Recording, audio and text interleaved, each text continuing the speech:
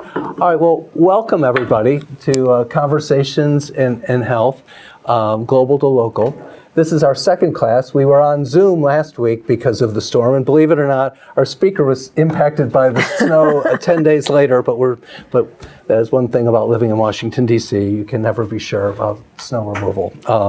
But I think everybody here is going to really enjoy this evening's discussion.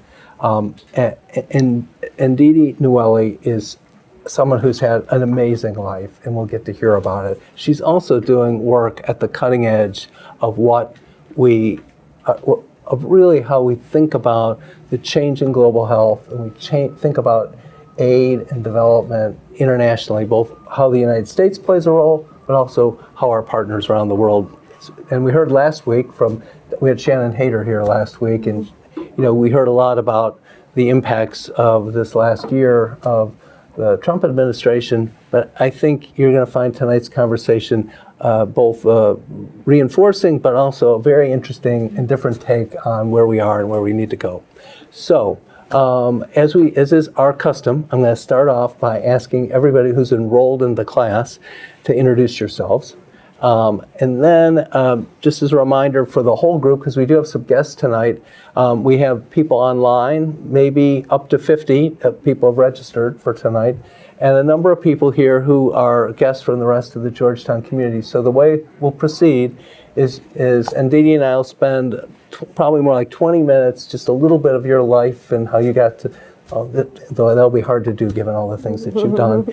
And then we'll turn it over to conversation with, we'll first start with the 3 students who prepared briefing emails, and we'll open it up to our class. And if we have time after that, we'll open up a discussion to people who are just joining us this evening in person.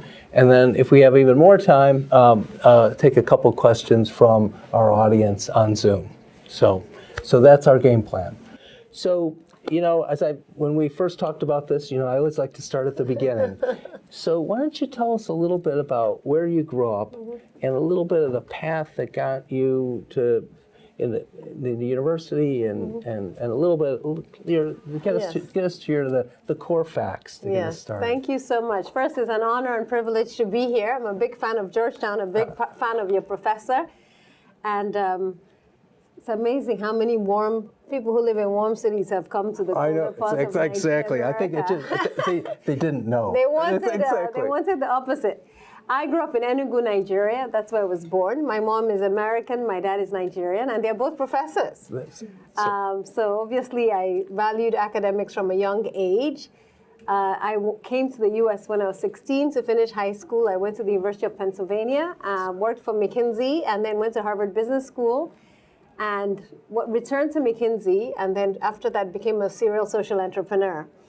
And I was very convinced that many of you, at the time when I was going to college, not many people were interested in social innovation or public health, to be honest. Public health was not as popular as it used to be. Used to be, yes. But I was always really driven by a passion to create jobs, address inequity in society, care deeply about human beings and the need for justice. And because I was from Nigeria, also wanted to create wealth. When I moved to the US and came to college, people would tell me, I'll say I'm Nigerian, they'll say, oh, my mom used to say, finish your dinner, they're hungry children in Biafra, or in Sudan, or in Somalia. And that was really a single story. It made me very angry and very sad that was the image that people had of my country. And so I really was very committed to changing that narrative from Africa's face being a hungry child to being a successful female entrepreneur. And so after I left McKinsey, I went back home to Nigeria at 25. I became the Pioneer Executive Director of the Fate Foundation, which helps young people start businesses. And then started my own organization called Leap Africa, which works with young people and enabling them to be leaders of today and tomorrow. From Leap, I co-founded Ace Foods, and it's a food company. We make the best spices and seasonings and snacks sourced from the rich soils of Africa. And we have some of the best food in the world from Nigeria, but also across the continent. Then co-founded a consulting firm called Sahel Consulting, which works across the continent, transforming the food and agriculture landscape. And then African Food Change Makers, which is a platform for ag and food entrepreneurs with entrepreneurs in 49 African countries. And then after those organizations, got headhunted to basically play this role as the president and CEO of the One campaign. And that was, when I got the call, I said, not me. I'm a social innovator. I'm an entrepreneur. I'm not an activist. I'm not an advocate. I knew One. I respected One. One was co-founded by Bono, Bobby Shriver, and Jamie Drummond. At a time, 22 years ago, when the world looked quite, scary. It was the Iraq War. We had a Republican president. And there was a lot of concern about whether we were going in this world. And there was a height of the HIV/AIDS pandemic or epidemic, whatever you choose to call it. And people were dying. They were dying in the US in large numbers, especially in specific communities, but they were also dying across different parts of the world. And so this organization was created to really fight for equity and justice, to fight for life-saving medicines, and to fight for humanitarian support. And the premise for the One campaign at the time was that where you're born should not determine whether you live, and that none of us are equal until all of us are equal. And I think those have served as great guiding principles for the work at One and really shaped what we've done over the last 22 years. And when we look at the history of One, I'm really proud to be standing on the shoulders of giants. We helped create PEPFAR, the Presidential Initiative on HIV, which has saved over 26 million lives. It was born under the Bush administration, but has been supported by subsequent administrations and really delivered impact. And when I first came to Washington, everybody I met on the Hill was saying that's one of the things we're most proud of as Americans. It's under threat at the moment, but it's something that I think still gets a lot of bipartisan support. We also fought for the debt forgiveness at a time when many African countries were crippled by debt and were able to get $110 billion forgiven in debt. And that was another example of bipartisan support, global support, but also engaging faith leaders, because the Catholic Church, which I know Georgetown is very connected with, really identified the Jubilee year, a year when debts are forgiven, as a very important mandate. So Jubilee USA, Jubilee organizations all over the world partnered with us and others to fight for debt forgiveness. We've also fought for many, many policies. We fought for the African Union to have a seat at the G20. We fought for the Gavi and Global Fund replenishments. This past year, that was a key must-win for us, and it wasn't easy, but Gavi was able to generate about $9 billion. And Gavi is the Global Vaccine Alliance, and Global Fund, which fights to address malaria, TB, and HIV/AIDS. We're able to fight for that replenishment in a very hard year and generate about 11 billion and counting. What is the replenishments? The replenishments are basically when the organization develops a strategy and says, this is what we want to do over the next 3 to 4 years, and we need funding to do it. And what we do is put pressure on governments to put money into the fund. But we have to show results. No government wants to put money into a black hole. And so a lot of that is showing the data, showing the impact, showing the transformation on the ground, and telling the human stories, which is one of the things One does. One uses a toolkit for advocacy. We have a strong data component of our work, One Data, and please do check it out, because we have a partnership with Google and Rockefeller, and we just, I think you saw the press release, have created like a One Data agent, free data for you to use for your projects and studies, collected from all over the world. So we believe still in a world where you don't know what is true and what is not, that real data still matters, and that in many countries, politicians can be influenced by real data. But that sometimes you also have to put the data into a format that everybody can understand and can appreciate how it impacts their lives.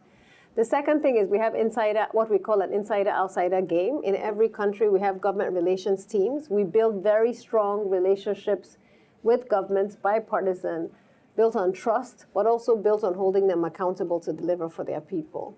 It's a very tough time to convince governments to care about public health, to care about international development.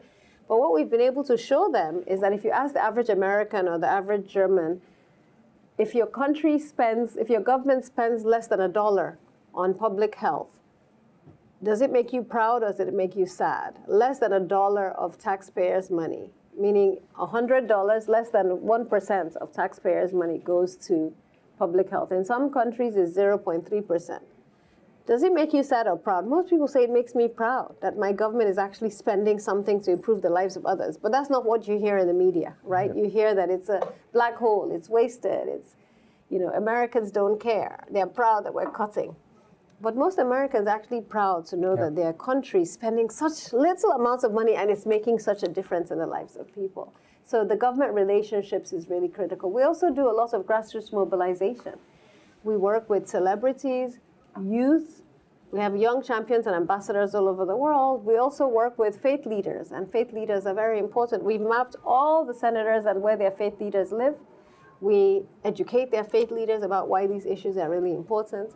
We give them concrete information. We support them to know how to enter the public square. We brought them to Washington. They go to the Hill, but they also influence in their local districts.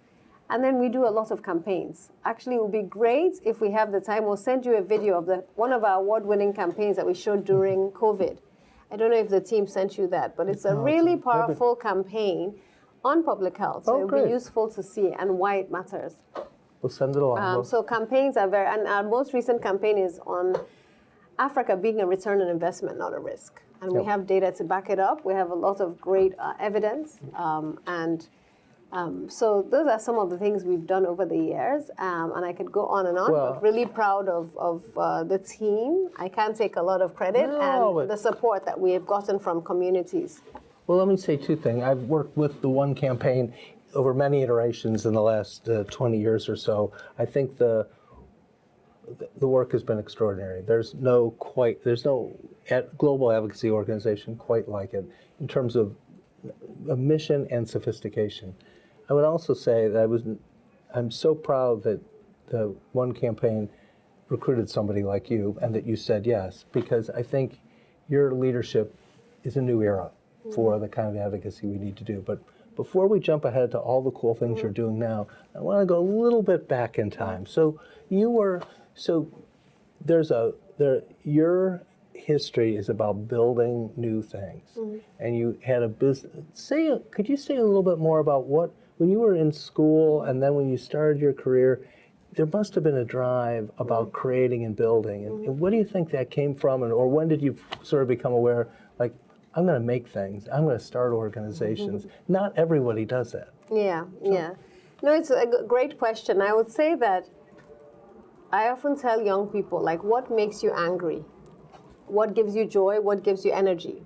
I've been very propelled by what makes me angry. I actually wrote a book when I was at LEAP called Rage for Change. Yeah. Because I think a number of us get angry about things, but we kind of say, oh, well, somebody else should solve that problem. Let somebody else do it. And I always think it's important to ask yourself, is someone else doing it? If someone else is already doing it, how can I support them, right? If there's a gap, then how do I lead change? And for me, wherever I've seen a gap, and I've not seen anybody doing anything about it, I've felt propelled to start. And I'm not afraid. And I think that's the biggest thing that hinders people from taking action is fear. Fear of what people say, fear of how I'll survive financially, but I've never, ever been afraid. And it's rooted in my faith. So I became a strong Christian at a very young age.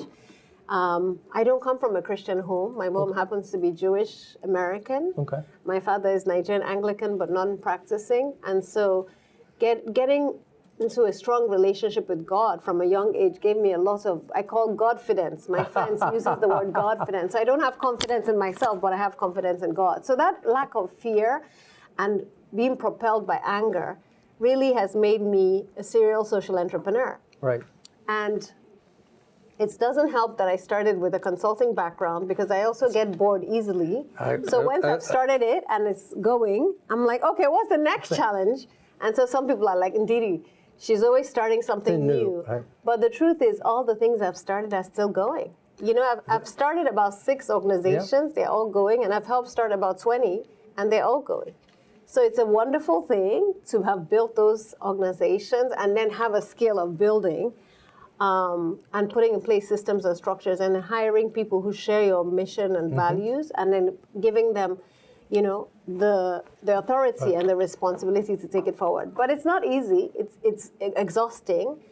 It's like having children every 2 years. If there are any parents in the room, you know that's exhausting because you're birthing. But I've come to terms with the fact that it's one of my callings, and I think the first baby I had to let go. It was very difficult, and then I have now written books on succession and governance. So now I understand that there's a process with succession.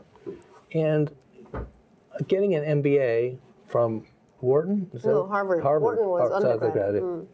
Getting an MBA is not usually the first, and is often people in this space. That's not. So, did you learn? What skills did you learn there? And now, especially as you've seen how your career's unfolded, I guess thoughts about that, and maybe even thoughts about your time at McKinsey, because that's also a life-changing experience. Yeah, definitely. You know, it's interesting. When I went to Wharton undergrad and then worked at McKinsey, I had applied to Harvard when I was a senior in college, to Harvard Business School, and got accepted early. Good for you. But when it was time to go after McKinsey, I said, actually, I should go to the Kennedy School. Like, why am I going to the business school? Like, I already have spent all this time learning business. But in retrospect, I actually think if you're going to be a social innovator, and some of you in the room want to solve problems in health, or you know, the inequities that get you angry, the ability to learn about how to start and grow a business and understand finance. What we are seeing in our space is that, unfortunately, a lot of really great advocates or leaders don't know about the back end.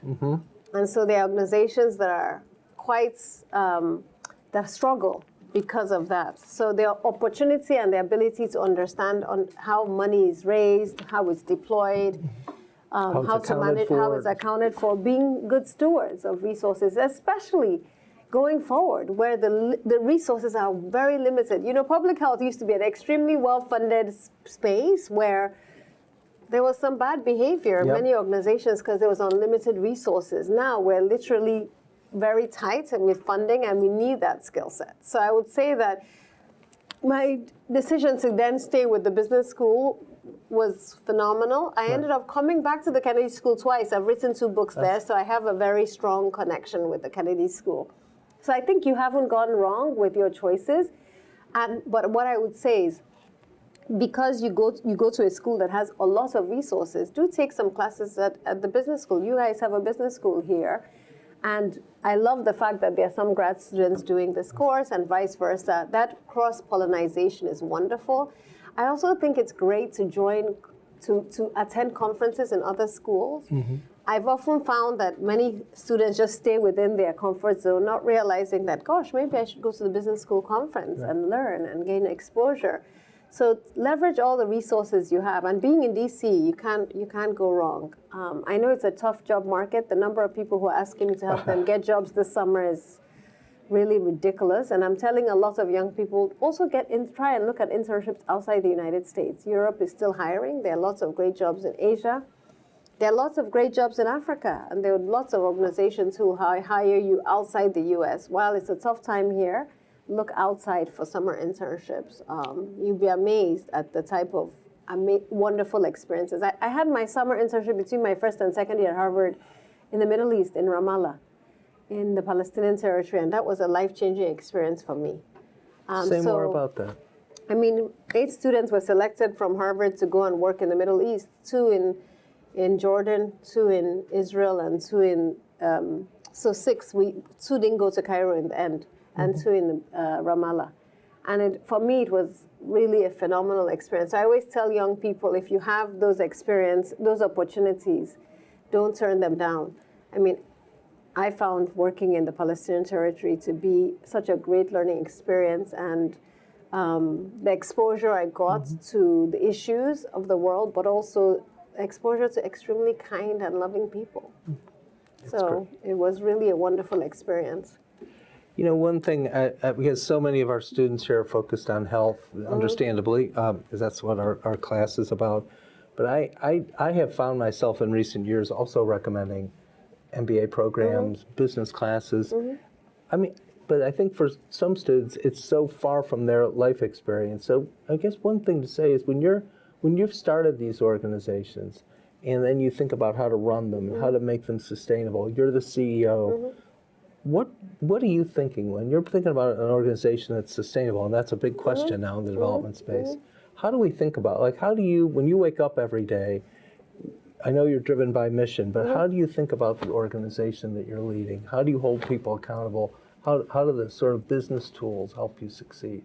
Yeah, so it's really interesting. When you think about it, I think right now it's important for us to understand what our North Star is. At one, we've been really debating, why do we exist? Because the world has changed so much, and it's sometimes confusing. So we've just come up with a North Star that by 2035, at least 50% of those who live in the African continent will live in countries that can fully finance their own health care, and where out-of-pocket expenditure will be down to 20%. In some countries, it's at as high as 40%, right? And then in those countries, we'll reduce under 5 mortality by 50% and poverty by 50%. That North Star keeps us focused on our reason for existence, right? It's not about policymakers, not about the data. It's about who we're serving, which is the most vulnerable, right, in society. That's where you start. You have your mission, your vision, and then you have your what wakes us up every day, which is our 10-year plan. Now, to achieve that, you need funding. And that funding has to be deployed to where it can have the most impact. And I think the background in McKinsey, which you asked about, taught me about problem solving. Because there's so many problems we have in the world, but your ability to prioritize the problems and then determine which ones you feel you're best suited to address is a strategic decision. And the distance between where you are today and where you want to get to, which is your goal. And our goal at What is that Africa is an equal player. To get here, we need a roadmap, and that's what our strategy is. And funding allows us to achieve that strategy. Then having the right people in the right roles and having milestones and having performance evaluations, that's the mundane stuff, but that's what keeps everybody waking up saying, this is my job, this is what I get to accomplish. Now, we are finding across the world that, staying focused in a very noisy political climate where every single day there are things to distract you, it's tough, right? And 2025 was a year where every CEO in the world, people said, are you having fun? I said, tell me one CEO that's having fun. Because every single day there was a reason to get you obsessed or distracted. And we had to come up with, this is our vision. And who are we fighting for? We're not fighting each other. We have a common enemy. I always tell the team, we have a common enemy. Do you know who our common enemy is? Poverty and disease. It's not who is in the White House. It's not another organization. It's poverty and disease. So stay focused on who our common enemy is. And then having a strong board, right? We have a very strong board. I believe governance is important because I have bosses. I have people I report to. I have to deliver. My funders are also part of my boss ecosystem. I have to deliver results for them. Otherwise, they won't support us. And I have to demonstrate stewardship. So I do very practical things. Every week, every Monday, I send a report to my board. This is what I did last week. I'm like, hello from Paris. Last week I was in Paris. Hello from Nairobi. So they see what we're doing across the world because we have 9 offices around the world. So that accountability is key. How you communicate the work you're doing is very important. Because if you're doing all this great work and nobody knows about it, they think you're not doing anything. Other people take the credit. So all of that is part of the work. So is it complex? Yes. Do I have to work my butt off? Yes. And as the first African, as the first Black woman in this role, I had to work extra hard because many people thought, oh, they just need an African face. They just needed to have some, you know what I mean? And until they met you. Well, and I walk into rooms around the world where Africa is being discussed. I'm still the only African in many of those rooms, which for me is unacceptable. So one of my goals is to make sure that while I might be the first, I'm not going to be the last. So I thank you for saying that, because I do think, as all of you are thinking about what to do with your lives, running an organization is a way to achieve impact. And there are many ways to achieve impact, but that's one of them. And I think sometimes in the health space, we don't pay as much attention to that. So I think I'm going to switch to our student questions in just a minute, but I want to take us a little bit maybe to the very end there, where you're talking about the One campaign. We are at, I think it's fair to say, the last 12 months have been an extraordinary period of change in global health. the one camp, in a sense, the world that the one campaign had helped to build over the last 20 to 25 years has been flipped on its head. We're seeing not just a reduction in health spending, frankly, global health spending may do better than other key areas of development assistance. Your call is not to, even if you could wave a wand, is not to go back to where we were 12 months ago. So I'd love for you to share before we start, and just to put, I think Grayson, you're on cue to start. Tell us the vision. What's the sell? We're not going back. We don't like what's happening right now. What's the sell for going forward that puts Africa and puts public health front and center? Yeah, so honestly, we realized that this wake-up call was needed more than ever before. Of course, the way it was done was very cruel. I like the word cruel. It's been used by many, many people and will have long-term consequences because it just was not a systematic fashion. But when I came to Washington, my first meeting with a major leader in the Republican Party, he asked, when is PEPFAR going to end? Give me a date, Ndidi. And so I actually put it in the next board papers, and that was before Trump came back into office. The idea that you can continue to fund programs like that without an end in sight is not reasonable to anybody, right? And so where we are going, which is why I told you about our North Star, is that we want Africa and many regions like Africa to fully finance their own healthcare. That is the future that we want. Every African leader wants to fully finance their own healthcare. Nobody wants anybody else telling them what to do with what they have. And so we have come up with a vision for an Africa that can fully finance its own healthcare with a pathway that involves 7 steps. 1, increase the efficiency and effectiveness of health spend that you already have today. That's transparency, accountability, that's leveraging AI and data. We've seen many countries do that. Number 2, find new sources of revenue to drive healthcare. In many countries, it's health taxes. In other countries, it's growing the health economy, seeing the health economy as a growth sector. In our continent, we have the youngest population in the world. By 2050, 1 out of every 4 people will be African. Africa can produce the health workforce for the future, right? And we're already seeing that. In DC today, most of the care workers are African who are going into homes to care for the elderly.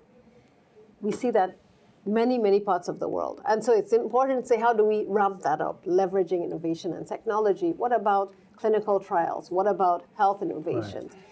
Health for debt swaps, and I just came from a meeting with the World Bank. That is a huge opportunity. Many countries are back at debt distress. How can we structure their debt for health? What about the global health and architecture? We need to shift power from the WHO, Gavi, and Global Fund to African institutions owning their resources, their data, and a lot of these organizations are going to have to improve their efficiency and effectiveness, and some of them will have to merge. Yep.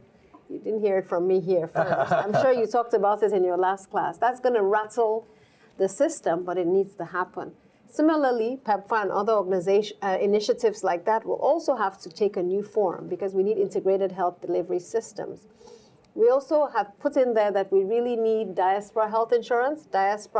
Tomorrow we're having a diaspora remittance insurance discussion. Diaspora Health Fund. Diaspora sends $100 billion to Africa every year. How can we leverage that money more effectively for health? So we have this huge pathway, and each country is going to look differently in terms of what they leverage and how they leverage it. But we see that it's very possible for many countries to be on that pathway to health self-sufficiency. And for me, improving that paradigm, but also improving health outcomes at the same time and reducing out-of-pocket is key. There's no solidarity alone that can drive this. Sovereignty alone cannot. And there's something called the Accra Reset, which I know that a professor is your colleague. One of our colleagues here at Georgetown, 2 of our colleagues actually, Mark Dybel and Deus Pizzero were very actively involved in that. And it's really focusing on African sovereignty when it comes to health. But what we're saying is that there's no sovereignty without solidarity. We still need partnerships with the rest of the world on this pathway to sustainability. For us, it's possible in our lifetime, and we need partners like you and young people who are thinking about how to leverage AI, innovative tools, data, and improve efficiency and effectiveness to drive those changes. And so that's, for me, success at the end of the day. perfect way to start us off to questions. I would just say it's hard to imagine that president of the One campaign giving that vision 5 years ago. And nothing again. It's just it's a different role for advocacy in this moment. So thank you, Grayson. Yeah. So I loved everything you did. Thank you so much for talking with us. But I loved what you were talking about with the North Star. I think it's really important, especially in today's world. So I guess my question was about how you've stayed connected to the communities you've served and how that's really impacted your leadership in general. The amazing thing about being Nigerian and being from the region is that I get to go to the region all the time. I always tell the team, this is not about something like a story someone told me. This is very personal. I was reflecting on the fact that some of you know RED. RED is a sister organization, and RED is 20. And we were celebrating RED at 20 at Davos, and I reflected on the fact that somebody, Shivam and Raj Shah, had given me RED clothes for my babies when they were born. So I actually posted the picture of my kids. But my kids benefited from the mosquito-treated nets, right? I know kids who've died of malaria. It's not kids who are related to me. You know what I mean? It's not far-fetched. And just recently, Chimamanda Adichie, who is one of our great writers, came home for Christmas and lost one of her twins. And I know her quite well, and I know her family. So it was it's not, my connection is deep-rooted in the fact that this is the reality I face. I'm not removed from that community. I've benefited from, all the innovations. And so I think when we develop, and this is for all of you, when you develop innovations, when you develop tools, if you're not from the region, make sure you engage and employ people from the region, because it for them, it's not work, it's a calling. Nobody has to tell me this is important. I know it's important. Even with the diaspora health insurance, I've suggested this to the team when we're in Bellagio, because I realized how many funerals I've contributed to, and I would prefer to be contributing to keep people alive, not to pay for funerals. And we actually moved as a family. We created a small family foundation to pay for health insurance for about 50 family members, not to pay for funerals. And so that, because I've lived that, I see the benefit and I want other people to live it. So please always make sure that as you're designing, you have those who benefit at the table, because the insights they have, the passion they bring, keeps them not only excited, but make sure that your intervention is very relevant and timely. Thanks, Grace. And Katie? I really like what you said about African sovereignty and African-led development. I was wondering how Africa can ensure that growth from resources such as minerals or local manufacturing can translate into health equity for all populations. Definitely. Excellent question. When you think about growth, and what has driven growth in many economies, it's value addition, right? It's leapfrogging. And what we continue to have is a lot, and this is why we also focus on advocacy around critical minerals. We have right now a very, very difficult situation on our continent where many, many countries are being, what do we say, taken advantage of, almost Exploited. I was in Davos with a minister from Côte Congo, and he said right now there are two elephants fighting on our field, China and the United States, and the grass is getting burnt. That was exactly what he said, and my heart just broke. And I just thought to myself, yes, Congo is one of the naturally wealthiest countries in the world. It's the energy sources from Congo can power the entire continent of Africa with electricity. And yet, this is a country that has not known peace for the last 50 years. And it's not in anybody's best interest for it to have peace. I mean, doesn't that break your heart? Because you recognize that it's in everybody's best interest that there's conflict, because where there's conflict, you can basically set up mines and fly out copper every single day, and nobody knows what you're taking, and nobody has any incentive to create factories to ensure that there's value addition. And so where I sit is, number one, holding companies accountable and holding governments accountable, and also really exposing what's happening. All of us who have cell phones or computers are benefiting from Congo in one way or the other. Every Tesla is benefiting from Congo. And if we can do a lot more to hold customers accountable and then use that pressure from customers, similar to what we've done in the diamond industry, which has really helped sanitize the diamond industry, what is happening now in the cocoa industry is there's some progress, it's not there yet. It then pushes for that value addition. So I think there's a place for advocacy there. There's also a tremendous need to fight for fair policies. And I would say this around human trafficking. I was recently in Saudi Arabia. On my way to Saudi Arabia, the plane was filled with like 200 young Africans. And I asked them, what are you going there for? And they said, to work. I said, with who? They said they don't know. On my way back, I saw another bunch, and they looked just as disenfranchised as those who were coming. And some had not been home in 4 years. They didn't have bank accounts. And so when I raised this in Saudi, the lady said, you need to take it up with the global tourism authorities and associations. Let's put pressure on hotels. Like, who is employing these people? Why is there a different standard for them from other countries? And that's what Philippines has done really well, is really put pressure on governments to say, if my citizen is coming, and they didn't start off that way, they have to have a bank account. They have to be able to have a holiday. They have, you know what I mean? And so that there's not a double standard between someone coming from the African continent and someone coming from Asia. But it takes us all sitting at the table and demanding for that. So for me, advocacy has a critical role to play in many, many aspects of this work. And that's why at the One Campaign, we're pushing for economic growth, fair policies, transparent policies, but also value addition on the ground. Excellent. Sophia? Yeah, on the same theme of health sovereignty, I was wondering what impact the closing of USAID and other decline in international aid has had on your work at the One Campaign, or just public health in African countries in general, or what impact it will have for you expected to have? Yeah, so there's been a mixed results. So some countries have really stepped up to try to close the gap immediately. They were pushed to the corner, but they have actually, for example, South Africa has started HIV used to be a very different service delivery model than main healthcare. And the reason was because there was a lot of stigma associated with HIV in the beginning. And unfortunately, that division continued. So imagine that if you have HIV, you're going through a different health. It's so expensive to have two parallel health tracks. So this has forced them to fully integrate it and say, guess what? We can cut a lot of costs if you just come into the formal health system. So South Africa is an example. Ghana is an example where we've seen a lot of leadership. But there are countries where we're seeing rising rates of HIV, new cases of HIV deaths.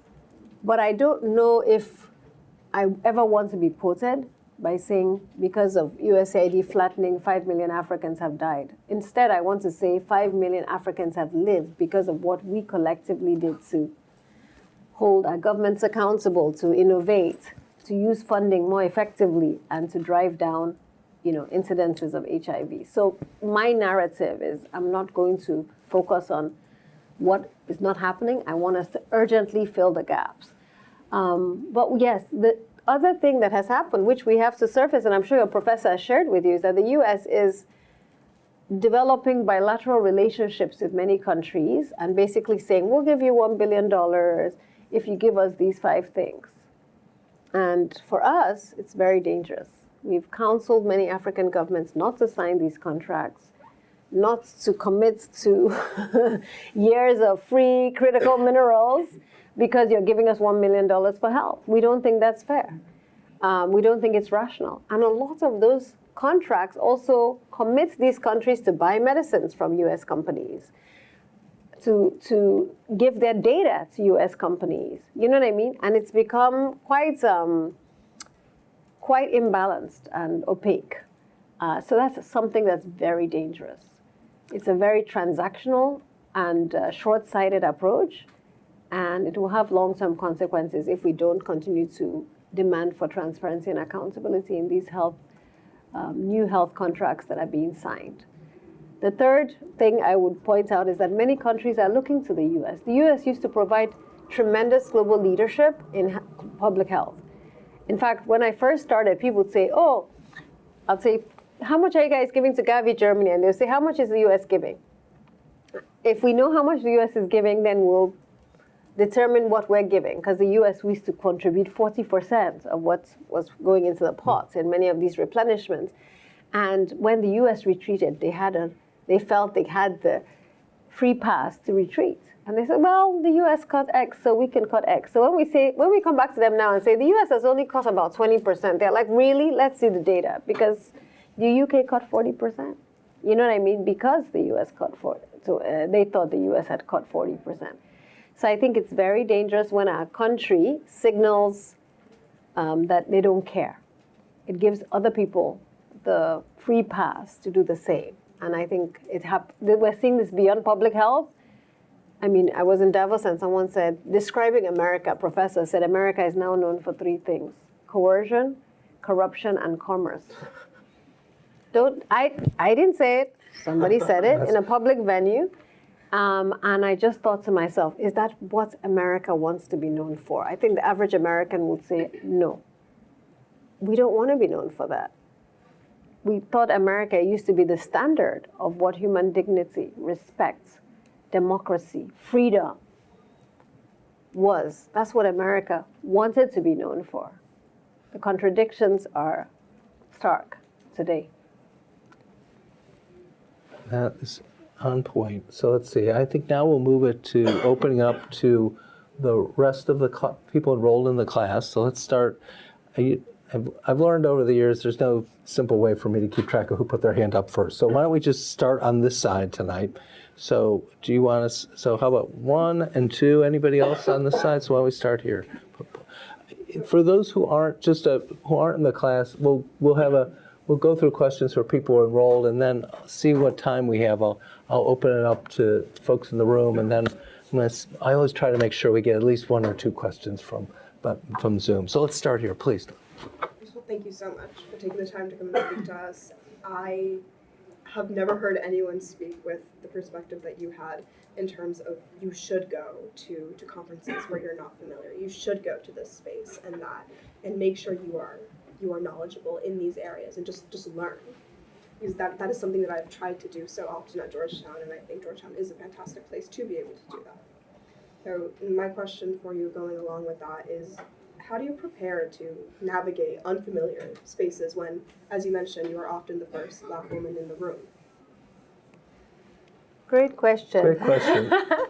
So I would say that, I mean, I learned from, there's a woman I think very, very highly of. Her name is Melody Hobson. I don't know how many of you have ever heard of Melody Hobson. Please, if you haven't heard of her, please look her up. She's a rock star. And I asked her, what is your superpower? And she said, preparation.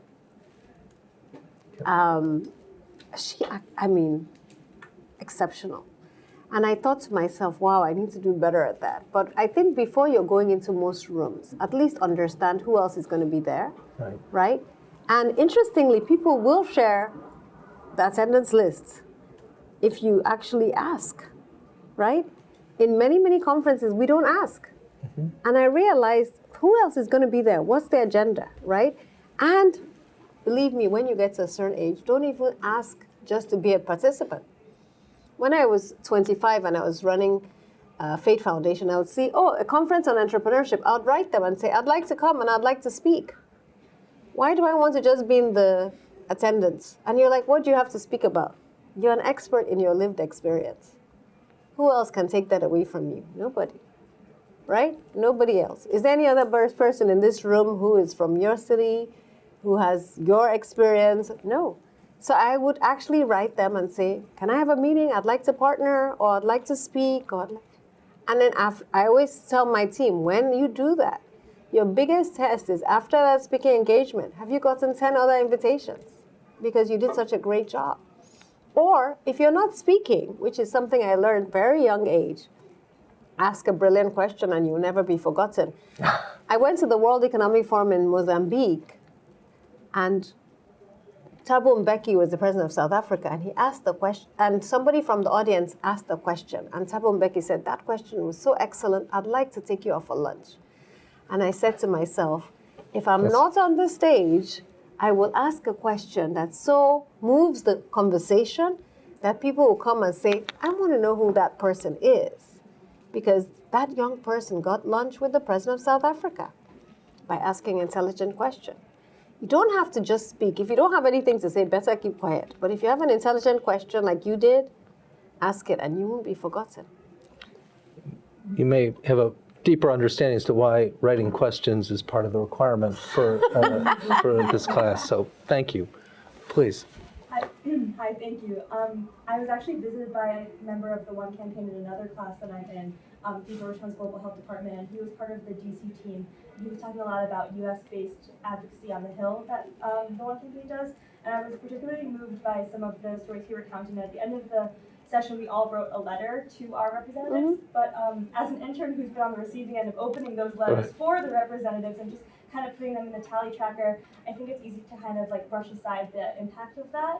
So how do you see sort of like normal American quote unquote interaction with their congresspeople on the Hill, people who want to make a difference, and those advocacy efforts through the One Campaign? Thank you. And who was the person who came to speak to your class? I pulled up his name so I wouldn't forget. He was great. Corey Ruschel, the membership mobilization manager. Okay, awesome, He's awesome. my global health promotion. Whose class was it? Who's the? Professor Vukovic's global health promotion. Awesome, Oh, that's awesome. I will tell Corey. Well, thank you to the One Campaign for providing so many speakers for Georgetown classes. So it's So I'll tell you a quick story. I was in Cape Town last year, and one of the speakers talked about a British Prime Minister during the Drop the Debt campaign who got a bag full of mail, postcards, and obviously they were not going to open them. But his assistant said to him, or his staffer said to him, there's one postcard you have to read, Prime Minister. And it was a postcard from his mom. And because of that postcard from his mom, he joined the effort for the Drop the Debt campaign, and it was Gordon Brown. And I had not heard this story. We were part of the Drop the Debt campaign. So it's interesting when you think about those type of interventions. I told the team after I heard that story, how many people have gotten the mom of all the 5 people who are giving us a hard time in Washington? But we also get their pastors and their priests, which is actually quite interesting. And that's why our Faith Leaders program is very, very effective. Some of these pastors and priests and imams and rabbis have a deep connection with their senators. Many of these senators and congressmen go for the prayers when they're going to elections. They go for wise counsel when they're having a fight with somebody. And they actually have a huge impact on them.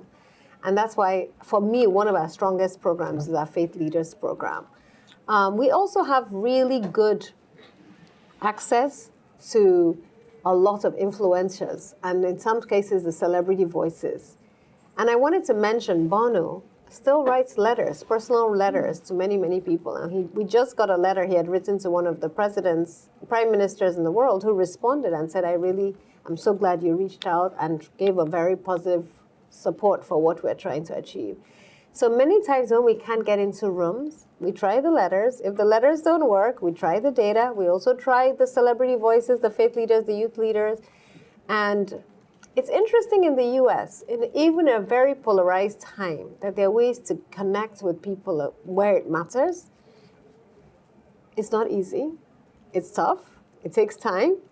It took 5 years for PEPFAR to go through. It took 4 years. It took 5 years for the Drop the Debt campaign to go through. So it's not a 6-month thing. And that's why Gen Zs, we always tell you, this microwave generation, you want it now, you want it quickly. Advocacy, it's like this same, blocking and tackling, yep. This same guy who said that America is now known for the 3 Cs actually said that what gives him hope is that even now, many people are planting trees and creating shades that they know they'll never sit on, right? Some of the work we're doing today, we might not see it in our lifetime, but our children, our grandchildren will benefit. So don't give up too quickly. Excellent. So I think I got this. So why don't we go this side here? You want, please. We've learned about, sorry, words are difficult today. We've learned about your consistent work in youth leadership and entrepreneurship across the continent of Africa. And my question was, what role do you see youth entrepreneurship playing in Africa's future? And what kinds of policies do you think could help accelerate that growth? Thank you. No, great question. I think for me, youth entrepreneurship is key because it's linked to job creation. She asked the question about tax revenues. We need more businesses that start and scale and leapfrog to be able to have tax income to fund healthcare, right?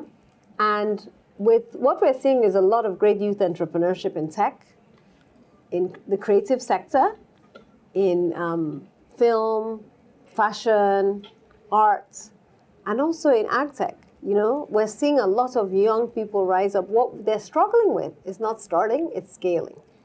And scaling requires affordable financing, which is why we took on this cost of capital issue. Africa pays 5 times more than other world regions for debt. It's prohibitive. And that's linked to this risk premium. That's unfair. That's a bias, right? So we pay 10% for debt, 10% for dollar-denominated debt. In the US, it's like 2% government debt, right? In Asia, it's like 6%. And if we pay 5 times more, it means that most entrepreneurs are paying too much to borrow money, too much for private equity, too much for venture capital, and they can't repay. They're under pressure. And so that affordable financing is key. We also need an enabling environment that allows scaling. And so I've written a lot on scaling because I think that's a critical need. Mentorship, support, but financing and access to affordable financing is huge. And so if you want to join us on this changing the narrative, and we're calling it an Africa Confidence Campaign. Now the US is hosting the G20. We pushed it at the last G20 in South Africa. It was very successful. But with the US hosting the G20, we need young people and others to support our fight to make sure the US takes this seriously. You've got a task. Thank you. All right, so on this side, so Jessica, well, we start with Jessica and then, okay. My question is, how do you envision the future of Nigeria and Africa's healthcare system as a whole, given that I feel like innovation will be a big part of it, because like it wouldn't work to replicate what we have in America because there's a lot of things that could be improved and I'm going to think a lot of things that be improved. So how does that look like the intersection between sort of creating new systems with innovation that really fit what Africa needs for the future? That's a big part of what we've been thinking through. We definitely do not need the inefficient systems here, where healthcare is too expensive for the poorest, right? Especially people who don't have health insurance. And so what we've envisaged is, the future we want is access to affordable healthcare that's high quality, that's delivered in the most simplest approach to delivery. So water, sanitation, constant electricity is part of it. Good nutrition is part of it. See, what we've seen in America, and we really don't want it in many African countries, is as you gain more wealth, you shift to unhealthy practices. We've started seeing Krispy Kreme and Burger King and McDonald's coming into the African continent and not selling us the healthiest food. And so while the wealthy, you're starting to see obesity, diabetes, heart disease, all the challenges that have made the American healthcare system so difficult and expensive. And so nutrition and nutrition education is a big part of the future health system that we're designing. We also know that we need some specialist care, but we want to invest in primary health care as opposed to over-investing in specialist care. And so that balancing act is critical. It's Africa-led, for Africans, by Africans, focused on what the continent needs now. It's similar to what we've seen with the agriculture and food systems, where you want to leapfrog, but you want to leapfrog with nutrition and nourishment at the heart of it. And for all of you who are in healthcare, and I heard a few people saying nursing, pre-med, I am very passionate about nutrition. A lot of health systems, under 5 mortality, nutrition is a big piece, but we're seeing the other issue, which is overnutrition. And what we are realizing, and this is an issue, is that so few, I think doctors in America in their whole educational system, only get 3 hours of nutrition education. That's another advocacy issue. Why are we not incorporating and embedding nutrition education into the curriculum? And that's the same thing. So education and the right education for the doctors that we need today and how they leverage technology and AI is key to that care. Is it alright if I add a quick follow-up question? Yes. Sure. Thank you for focusing on preventative Yes. healthcare, like nutrition as well. Yeah. I was interested in, do you see other forms of healthcare besides focuses on insurance to be a viable issue? Because in the United States, direct primary care has become a bigger thing where, like instead of paying an insurance, you pay like a monthly fee for everything. So I was curious sort of what you thought about other non-insurance forms of healthcare as like a primary source. Definitely, I completely agree with you. Why we're looking at the insurance for diaspora is that people living abroad can cover some of those costs to subsidize the care for their family members, which in the short term kind of removes the barrier for those who cannot go into the public health system, right? And where the public health system is not robust enough to cater for their needs. We also see a role for philanthropy and grouped philanthropy, where in the short term, while the government is ramping up its own funding, can adopt like primary healthcare centers in local communities and rural communities, leveraging, technology to ensure, doctors can have telemedicine and solar-powered care and real-time data. So we're looking at a few models that are working that can be scaled. My best friend has a company called MDoc.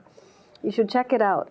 And it's doing a lot, leveraging AI, but also saying preventative knowledge, empowering individuals, but also providing them with coaches and support so that they get a lot of care before they even need it. Isabel? Thank you so much for joining us this evening. At Georgetown, part of our core curriculum is we have to take in most colleges a year of theology.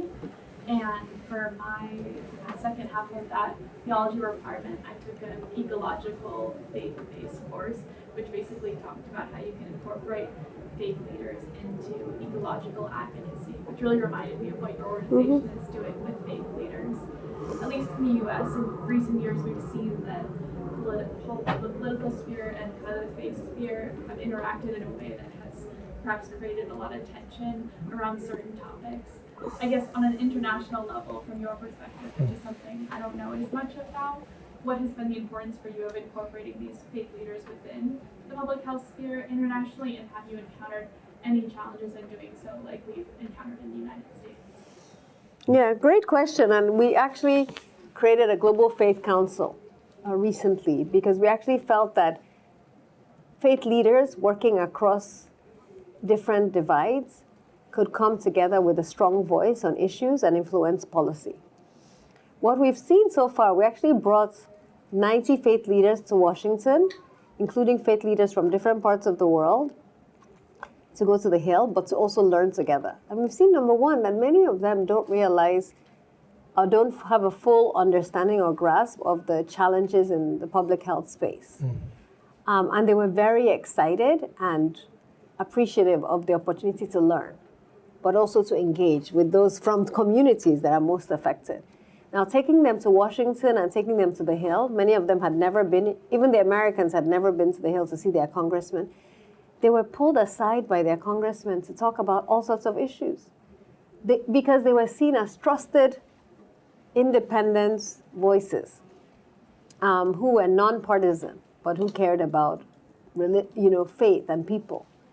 And when you look across all faiths, this commitment to human dignity, I have a TED Talk on faith and the power of faith-based organizations. Please do check it out. It's many years old, but it's still very important. Because if you look at Islam, if you look at Christianity, look at Buddhism, all of it, what is faith? Faith without works is dead.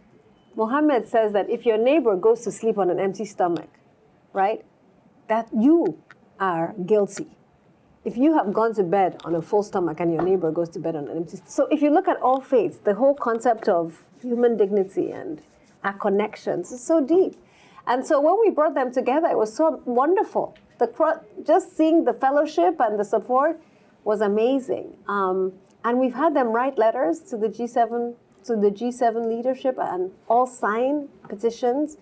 We've had them speak out on forums, and I really believe we need more voices who are authentic to stand together on these issues. So would love to share more if you're interested. I actually met a Buddhist monk at WEF last year, 2 years ago, and he's now our first faith leader from Japan.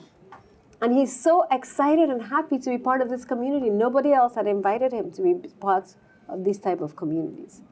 That's fantastic. I really So- wanted to give your TED Talk with Google and send it to my professor because I think that would be a great. Awesome. Awesome. Well, and Isabel, one other thing, and this is for everybody. If you check the Global Health Institute here at Georgetown, that you all signed up for, I know, as instructed in the syllabus, you'll notice there's a Faith in Global Health initiative, including a Lancet Commission, where we brought together faith leaders across multiple traditions worldwide with public health leaders to talk about trust, because that's the one thing that is one of the many things, but is a global challenge in health. And faith leaders, I think, are part of the answer. And so, anyway, just to shout out another resource for you. So, I think we can open this up to a couple questions here. So, how about a couple for our guests? Oh, I'm sorry, Adriana. Oh, okay, one more, and then we'll do a couple for our guests. Please. Thank you so much for coming. It's deeply inspiring hearing you talk about problems like this.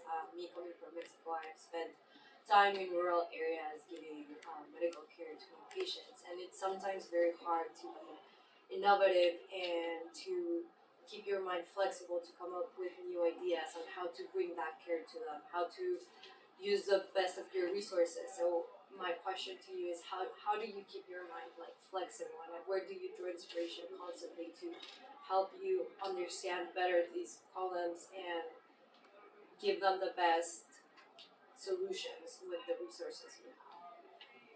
Yeah, so I think there are two things. One is faith. I mentioned my faith. If I don't renew my kind of existence through prayer and spending time in the Word, I would definitely be a lot weaker. And fellowship with other people. I also have some prayer partners, to be very practical, a group of women who I pray with once a week. They are really a great source of encouragement and support, because it's very hard work. It's easy to lose perspective in some very dark days. So really having that community of support is critical. And I would say the second is you have to have some small wins, milestone moments. I always tell, my daughter was asking me like, oh, Valentine's, what do you want me to get for you? I was like, I'm just trying to get through today. I'm trying to get to Georgetown. In fact, I spoke to her on the way here. She's a freshman at University of Chicago. She got into Georgetown and this was my first choice for her. Can I tell you, but she chose University of Chicago. I still get the Hoya parents and everything. Well, I get all of them. Well, at least she's in a city that can handle snow now. So. But my nephew's a senior here, and he actually is living with me for his senior year. There you go. I'm coming for graduation May 16th. For those graduating, I'll be here with you. So yeah, having that commitment to say, I'm going to take it 1 hour at a time. And it's the same for you students, one day at a time. At the end of today, I'm going to say, I got through today. Now I can focus on tomorrow. We get overwhelmed trying to think about 5 years from now. Please don't. Because it really, live your life saying, I got through today. Congratulate yourself for getting through today. Then you can face tomorrow. Because we're living in such impossible times. And if you just focused on, listen to the news, you just get so despondent, right? But I can tell you, spending time with you guys is renewal for me, right? Seeing the enthusiasm you have, the commitment you have, that feeds me too. So that's why I like spending this time with you. But don't overthink it. I think a lot of young people in particular get so overwhelmed about the future. You can't plan your life so closely. When I was your age, I thought, in fact, if you had asked me when I was a sophomore in college, what would I be doing at 50? I'm 50. I would have said I would be on a private plane, CEO of a global Fortune 500 company. I was in business school, remember? And that's so far removed from what I want to do today. Do you understand? What your perspective of those who say, I'm going to be married at 28 and I'll have 2 kids by 2030 and, who knows? I always say, live your life with open hands. Do you know what this means when you live your life with open hands? You're able to give and receive. You're able to let go of things that don't belong to you, things that are not for you. But you're also able to receive the amazing things that God has in store for you that you never could have predicted. I hope people are hearing some common themes from our last couple classes. A North Star of some personal meaning and being open to opportunity. Well, believe it or not, we've come to the end of our time. But we talked the last two classes about hope and why the future, even when things aren't as hopeful maybe as we think, whether it's our own domestic politics or global health, sometimes hope can seem hard to find. But sometimes individual people can inspire you. And I can't think of somebody more inspiring, Aditi, than you've been tonight about how to make something different, even in the most complicated times. So I ask everyone to join me in a round of applause for our speaker.